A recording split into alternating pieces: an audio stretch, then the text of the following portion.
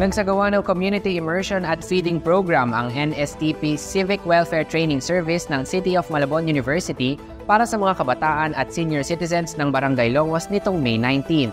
Nagkaroon ng iba't ibang pakulo ang mga CWTS students para sa mga lumahok.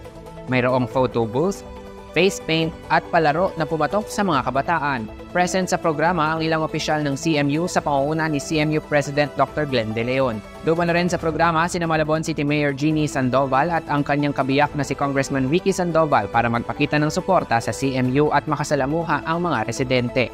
Gain ding nakiisa sa feeding program ang mga opisyal ng LGU at CMU. Samantala, binigyang parangal naman ang mga individual at grupo na tumulong upang maging matagumpay ang program. Natapos ang programa sa pamimigay ng regalo sa mga kabataan at senior citizens. Ito na ang uling outreach program ng buong NSTP CWTS students ng CMU para sa academic year 2023 to 2024. Narito ang ating panayam kay Vice President for Administration and Finance at NSTP Director ng CMU na si Dr. Porfirio Catolico Jr.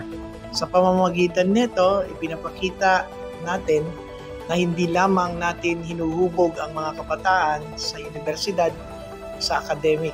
Hinuhubog din natin sa pamamagitan ng community outreach.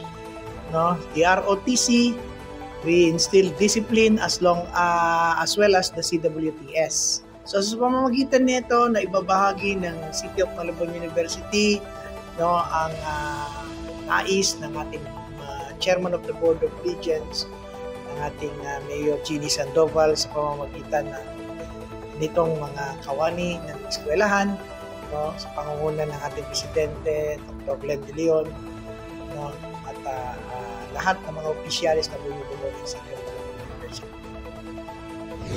Manatiling konektado sa mga kaganapan sa loob at labas ng ating pamantasan.